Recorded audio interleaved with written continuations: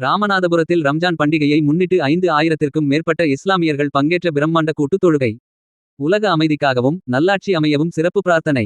ரமலான் மாதத்தில் 30 நாட்கள் பக்தி சிரத்தையுடன் நோன்பிருந்து நேற்றிரவு ஷவ்வால் மாத பிறை தென்பட்டதையடுத்து தமிழகம் முழுவதும் ரம்ஜான் பண்டிகை கோலாகலமாக கொண்டாடப்பட்டு வருகிறது. இதன் ஒரு பகுதியாக ராமநாதபுரம் மாவட்டத்தில் ரம்ஜான் சிறப்பு தொழுகை இன்று வெகு விமர்சையாக நடைபெற்றது. ராமநாதபுரத்தில் உள்ள அனைத்து பள்ளிவாசல்கள் மற்றும் ஜமாத்துகளைச் சேர்ந்த 5000த்திற்கும் மேற்பட்ட இஸ்லாமியர்கள் மதுரை சாலையில் அமைந்துள்ள ஈக்கா கோரித்தோப்பு மைதானத்தில் இன்று காலை ஒன்று கூடினர்.